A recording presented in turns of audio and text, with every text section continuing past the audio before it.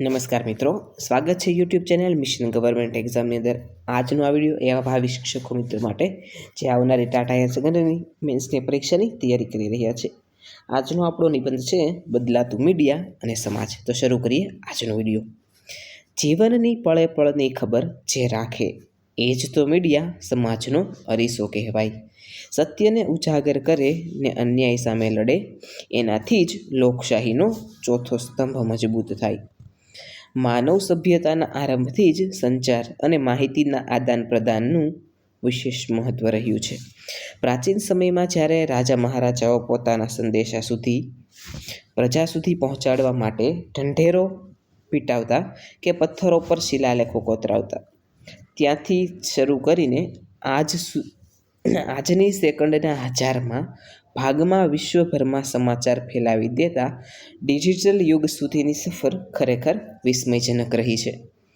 Media એ માત્ર સમાચાર આપવાનું સાધન નથી, પરંતુ તે સમાજની વિચારસરણી, સંસ્કૃતિ, નૈતિક મૂલ્યો અને જીવનશૈલીને ઘડનારું એક અત્યંત શક્તિશાળી માધ્યમ છે. જેમ જેમ સમયનું ચક્ર ફર્યું છે, તેમ તેમ મીડિયાનું સ્વરૂપ બદલાયું છે અને તેની સીધી અસર આપણા સમાજ પર પડી છે. આજે મીડિયા અને સમાજ એકબીજાના પૂરક બની ગયા છે, જ્યાં એકમાં થતો બદલાવ બીજાને આપોઆપ પ્રભાવિત કરે છે. એક જમાનો હતો જ્યારે લોકો સવારના અખબારની આતુરતાથી રાહ જોતા હતા. વહેલી સવારે ચાની ચુસ્કી સાથે છાપું વાંચવું અને આખા ગામ કે દેશ દુનિયાની ચર્ચા કરવી એ ભારતીય સમાજની ઓળખ હતી. ત્યારબાદ રેડિયો અને ટેલિવિઝનનું આગમન થયું, જેણે મનોરંજન અને માહિતીને સીધી લોકોના દીવાનખાનામાં સુધી પહોંચાડી દીધી. આ પરંપરાગત મીડિયાના યુગમાં માહિતી એકતરફી હતી, જેમાં તંત્રી કે એડિટર જે નક્કી કરે તે જ સમાજ સુધી પહોંચતું હતું અને લોકો પાસે તેને સ્વીકારવા સિવાય કોઈ વિકલ્પ ન હતો. તેમાં વિચારોની ગંભીરતા અને ભાષાની મર્યાદા જળવાઈ રહેતી હતી. સમાજમાં અખબાર કે ટીવીમાં આવતા સમાચારોને પથ્થરની લકીર માનવામાં આવતા હતા, કારણ કે તેમાં સત્યતાની ચકાસણી થતી હતી. છાપાના પાનામાંથી નીકળીને જે સ્ક્રીન પર આવ્યું, ઇન્ટરનેટના પવને આખા મીડિયાને બદલાવ્યું. હવે માહિતી માત્ર વાંચવાની કે જોવાની નથી રહી, દરેક માણસને પોતે જ એક મીડિયા બનાવી દીધું.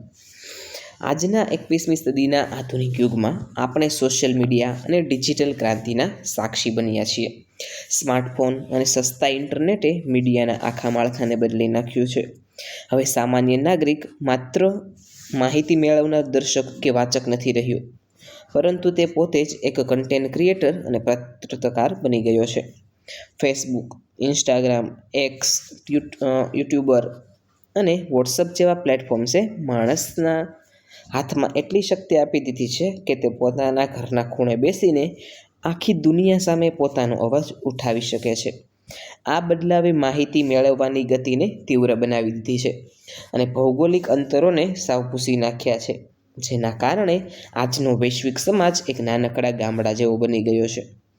બદલાતા મીડિયાએ સમાજને અનેક રીતે જાગૃત અને સશક્ત બનાવ્યો છે, જેના હકારાત્મક પરિણામો આપણે રોજબરોજ જોઈએ છીએ. શિક્ષણ, આરોગ્ય, વિજ્ઞાન અને ટેકનોલોજીના ક્ષેત્રમાં બદલાતા મીડિયાએ જ્ઞાનનો એવો વિસ્ફોટ કર્યો છે કે આજે કોઈ પણ વિષય શીખવો સાવ સરળ બની ગયો છે. આ ઉપરાંત સામાજિક જાગૃતિ લાવવામાં ડિજિટલ મીડિયાની ભૂમિકા અભૂતપૂર્વ રહી છે. ભૂતકાળમાં એવા અસંખ્ય કિસ્સાઓ બન્યા છે જ્યાં કોઈ ગરીબ કે શોષિત વર્ગના વ્યક્તિને ન્યાય ન મળતો હોય, પરંતુ સોશિયલ મીડિયા પર તેની વાર્તા વાયરલ થતાં જ વહીવટતંત્ર દોડતું થયું હોય. સોશિયલ મીડિયાના માધ્યમથી ચાલતી લોકઝુંબેશો સત્તાધીશોને પણ ઝૂકવા અને જનતાના હિતમાં નિર્ણયો લેવા મજબૂર કરે છે. આ બદલાવ દેશના યુવાનો માટે blogging, video making, digital marketing અને સોશિયલ મીડિયા મેનેજમેન્ટ જેવા રોજગારના લાખો નવા સ્ત્રોત પણ ખોલી આપ્યા છે. જો કે આ સિક્કાની બીજી બાજુ અત્યંત ચિંતાજનક અને ભયાનક છે.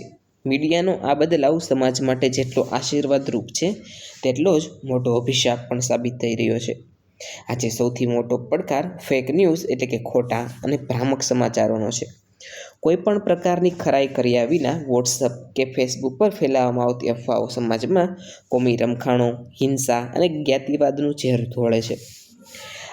આજના મુખ્ય પ્રવાહના મીડિયા વચ્ચે પણ ટીઆરપીની એવી આંતળી દોડ શરૂ થઈ ગઈ છે કે જેમાં પત્રકારત્વના નૈતિક મૂલ્યો નેવે મુકાઈ ગયા છે. ગરીબી, બેરોજગારી, મોંઘવારી અને શિક્ષણ જેવા ગંભીર મુદ્દાઓ પર ચર્ચા કરવાને બદલે સનસનાટીભર્યા સમાચારો, સેલિબ્રિટીઝના અંગત જીવન અને બિનજરૂરી વિવાદોને 24 કલાક બતાવવામાં આવે છે, જેને કારણે સમાજ સાચી દિશાથી ભટકી રહ્યો છે. ટેકનોલોજીના આ આંધળા આકર્ષણમાં માણસ માણસથી દૂર થતો જાય છે. સ્ક્રીન પર હજારો મિત્રો હોવા છતાં અંદરથી વ્યક્તિ એકલો અટૂલો રહી જાય છે. આ બદલાતા મીડિયાની સીધી અને નકારાત્મક અસર માનવ સંબંધો અને માનસિક સ્વાસ્થ્ય પર પડી રહી છે. જૂના જમાનામાં લોકો સાંજના સમયે ચોરે કે ઓટલે બેસીને સુખ દુઃખની વાતો કરતા હતા, જ્યારે આજે એક જ ઘરમાં બેઠેલા પરિવારના 4 સભ્યો પોતપોતાના મોબાઈલની સ્ક્રીનમાં વ્યસ્ત હોય છે. વર્ચ્યુઅલ લાઇક્સ અને કોમેન્ટ્સ મેળવવાની ઘેલછામાં આજની યુવા પેઢી વાસ્તવિક દુનિયાથી કપાઈ રહી છે. રીલ્સ જોવાની લત અને સોશિયલ મીડિયા પર દેખાતી આભાસી ભપકાદાર જિંદગી યુવાનોમાં ડિપ્રેશન, એકલતા, ગુસ્સો અને લઘુતા ગ્રંથિ પેદા કરી રહી છે. આ ઉપરાંત સાયબર ક્રાઇમ, ઓનલાઈન છેતરપિંડી અને સાયબર બુલિંગ જેવી ઘટનાઓએ સામાજિક સુરક્ષા સામે મોટો પ્રશ્નાર્થ ખડો કરી દીધો છે. ટેકનોલોજીના પ્રવાહને કે મીડિયાના આ બદલાવને રોકવો હવે અશક્ય છે, કારણ કે પરિવર્તન એ સંસારનો નિયમ છે. પરંતુ આ પરિસ્થિતિમાં સમાજે અને દેશે પોતે જ જાગૃત થવું પડશે. આપણે ડિજિટલ સાક્ષરતા કેળવવી પડશે, જેથી આપણી સામે આવી દરેક માહિતી સાચી છે કે ખોટી તેની પરખ કરી શકીએ. કોઈ પણ મેસેજને આગળ ફોરવર્ડ કરતા પહેલાં 100 વાર વિચાર કરવો એ આપણી સામાજિક જવાબદારી છે. મીડિયા હાઉસોએ પણ પોતાના આર્થિક નફાની સાથે સામાજિક ઉત્તરદાયિત્વ સમજવું પડશે અને નૈતિક પત્રકારત્વ તરફ પાછા ફરવું પડશે. સરકારે પણ ડિજિટલ પ્લેટફોર્મનો દુરુપયોગ કરનારા તત્વો સામે કડક કાયદાકીય પગલાં ભરવા જોઈએ, જેથી સોશિયલ મીડિયાનો ઉપયોગ નફરત ફેલાવવા માટે ન થઈ શકે. અંતમાં એટલું જ કહી શકાય કે મીડિયા એ એક ધારદાર હથિયાર જેવું છે, જેનો ઉપયોગ સર્જન માટે પણ થઈ શકે છે અને વિનાશ માટે પણ. ટેકનોલોજી આપણી સુવિધા માટે છે, આપણને ગુલામ બનાવવા માટે નહીં. જો આપણે વિવેક બુદ્ધિથી અને મર્યાદામાં રહીને આ બદલાતા મીડિયાનો સ્વીકાર કરીશું, તો જ આપણે દેશમાં એક સુશિક્ષિત અને તંદુરસ્ત પ્રગતિશીલ સમાજની સ્થાપના કરી શકીશું. મીડિયા બદલાય ભલે, પણ સંસ્કાર ના બદલાવા જોઈએ. ટેકનોલોજીના પ્રવાહમાં માનવતાના મૂલ્યો ના તણાવવા જોઈએ.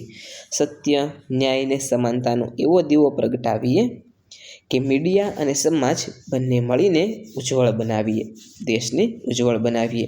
વિદ્યાર્થી મિત્રો, આજનો વિડીયો આપને કેવો લાગ્યો છે તે નીચે કોમેન્ટ સેક્શનમાં જરૂરથી જણાવજો. આવા જ એક અન્ય નવા વિડીયો સાથે આવતીકાલે ફરીથી મળીશું. Thanks for watching.